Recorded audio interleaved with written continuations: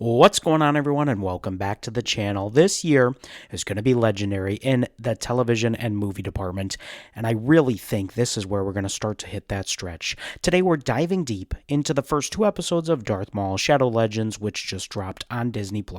And right off the bat, this show is dark. We're talking crime syndicates, Jedi on the run, and Maul being absolutely ruthless in the early days of the Empire.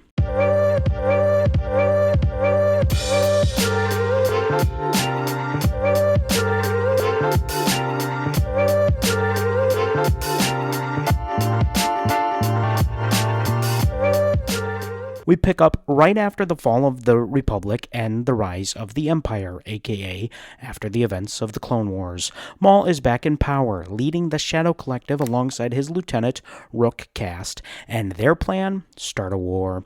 They had a bank on Janix, but this isn't just a robbery. It's bait. Maul wants to ignite conflict between two crime bosses, Nico Demas and Ludi Vario, both who clearly have history with Maul, and in classic Darth Maul fashion, things get violent rather quickly. Cops are killed, chaos spreads, and this draws the attention of the Tactical Division Force Captain Brander Lawson, who's basically our boots-on-the-ground perspective of how dangerous Maul really is.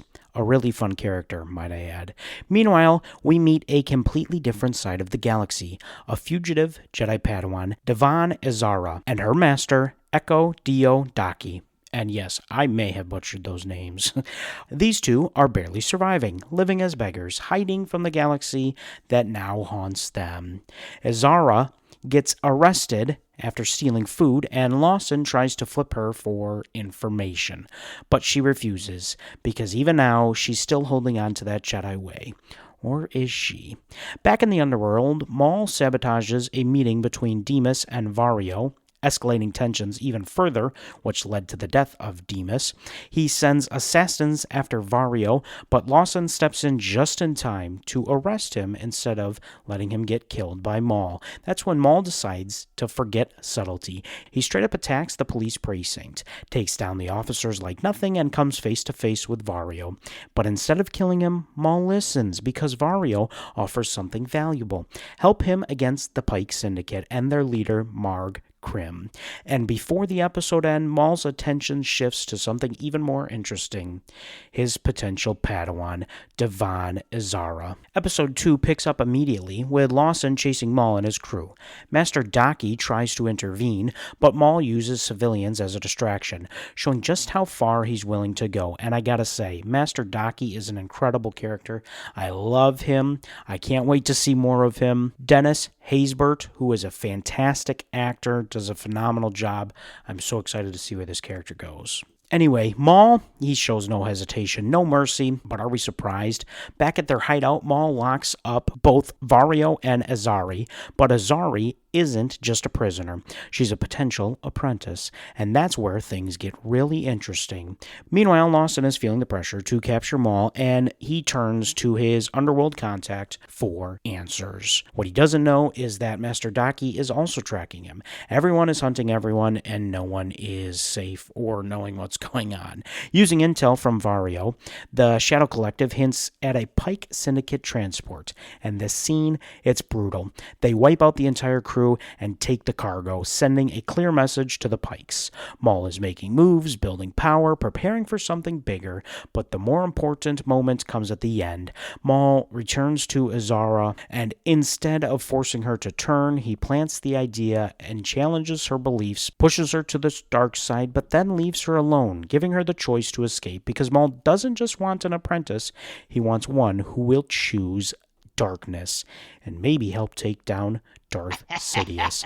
So 2 episodes in, what am I thinking so far? Well, I really enjoy it. You can really tell that Dave Filoni is trying to write this in full admiration and respect of George Lucas. The music, the PowerPoint style transitions, scary, menacing elevator scenes, and of course the use of Maul, which is the direction George would have went, reportedly, had he kept control of his universe.